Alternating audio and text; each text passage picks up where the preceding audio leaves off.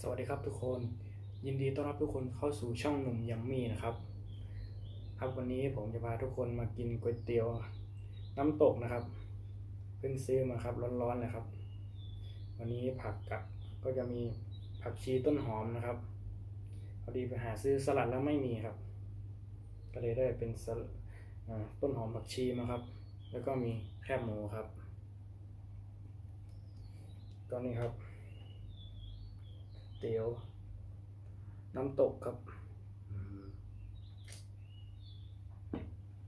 น่ากินครับแล้วก็นี่ครับได้ชามะนาวมาครับ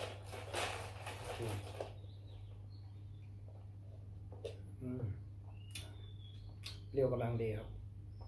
ถ้าพร้อมเราก็มาเริ่มกินกันเลยครับ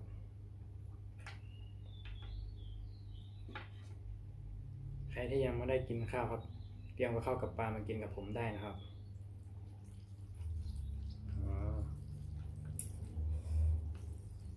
3 ห่อครับทุกคน3 ถุงเยอะเยอะมาก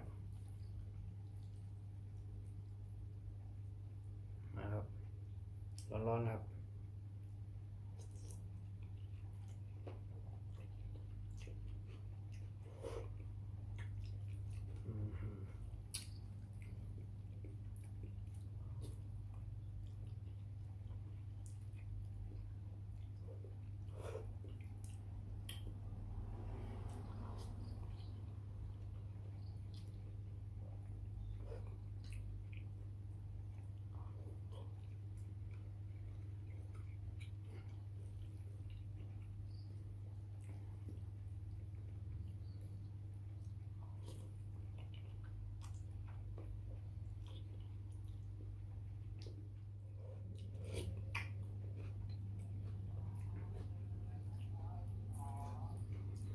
น่าเสียดายครับ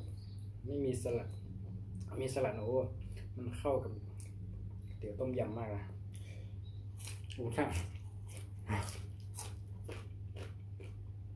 น้ำตกพูดผิด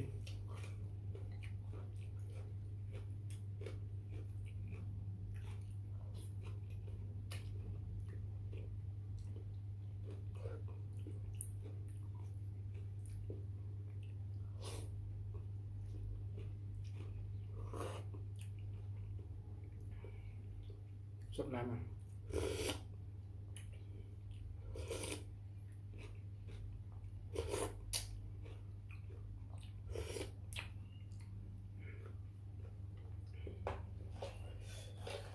แกมะนาว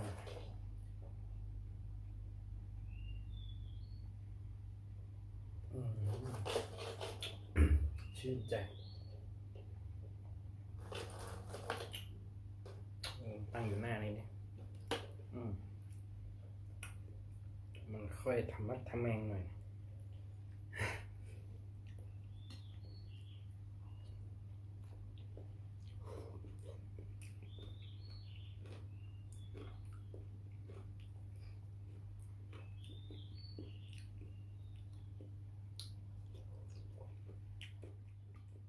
ตอนแรกผมกะว่าจะไปซื้อก๋วยเตี๋ยวต้มยำนั่นแหละแต่ร้านปิดเสียความรู้สึกเลยร้านนี้อร่อยจริงครับก๋วยเตี๋ยวต้มยำเนี่ยไปหลายรอบแล้วไม่เปิดถามร้านข้างบอกเปิดพรุ่งนี้แต่ร้านนี้น้องเขาก็บอกว่าอร่อยดีครับแต่ก็อร่อยจริง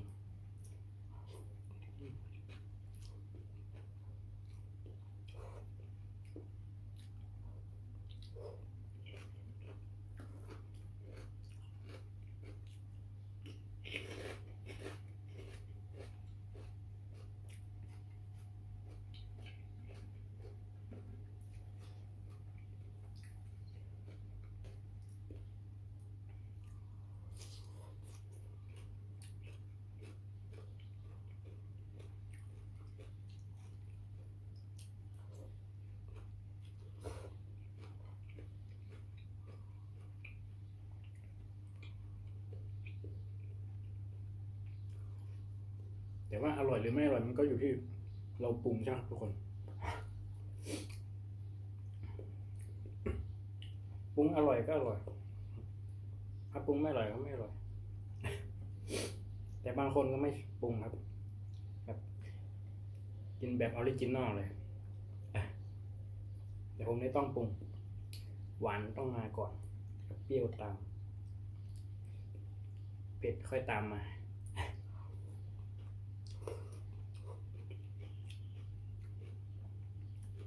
ส่วนเค็มไม่ทีหลังเลย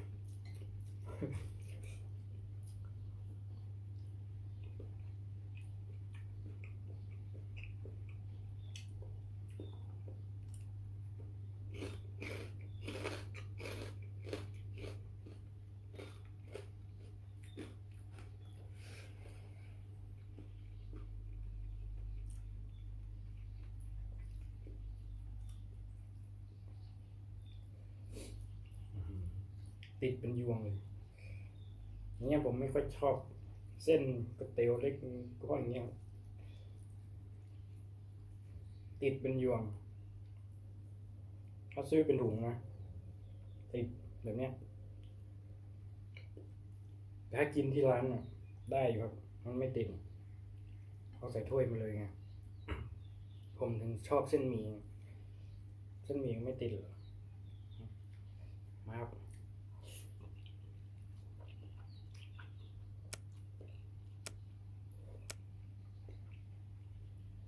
ลูกชิ้นเนาะ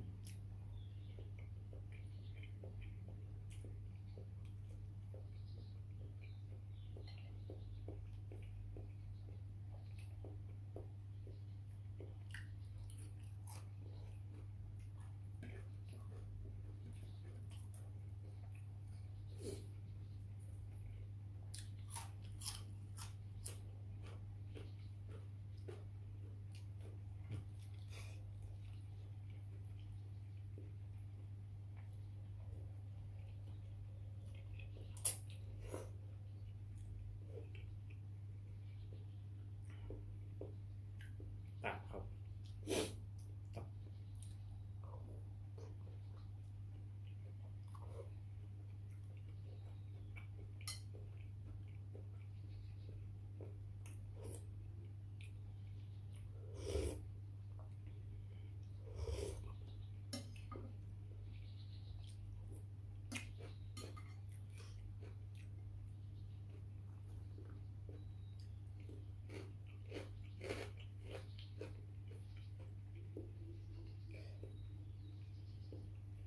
สงสัยพ่อค้าคงจะหูแว่วครับเพราะผมสั่งเส้นหมี่กับได้เส้นเล็กเขาเส้นก๋วยเตี๋ยวมา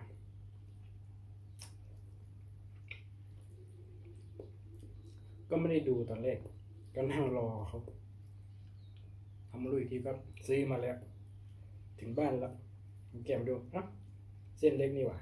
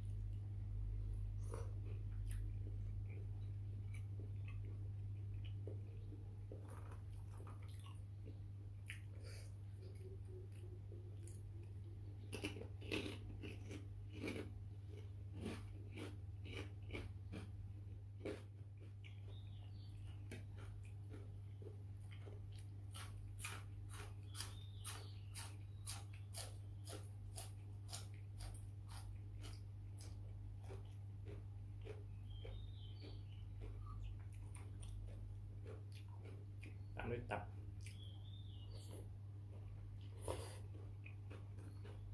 หมู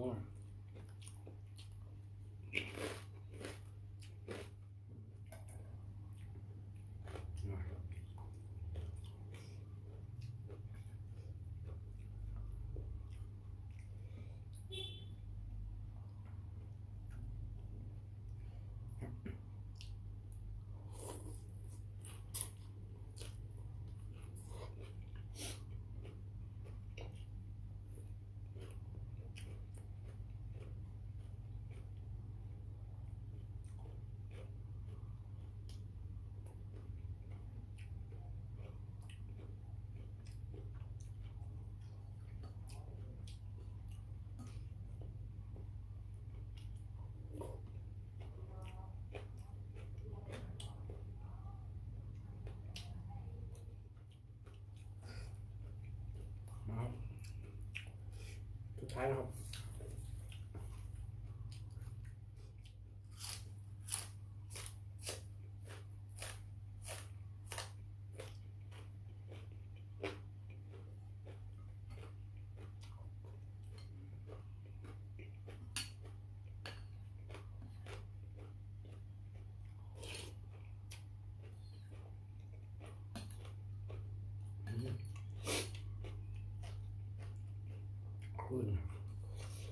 ขึ้นจมูกอ่ะ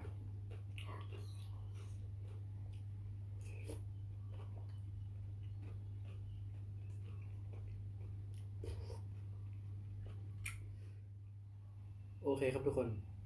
เหมือนเดิมครับ ถ้าใครชอบคลิปที่ผมทำนี้ก็ฝากกดติดตาม ฝากกดไลค์กดแชร์ให้ผมด้วยนะครับ เป็นกำลังใจให้ผมด้วย แล้วก็ผิดพลาดประการใดก็กราบขอโทษขออภัยทุกคนมาหน้าที่นี้ด้วยนะครับ โอเคครับ เจอกันคลิปหน้าครับสำหรับวันนี้ครับบ๊ายบาย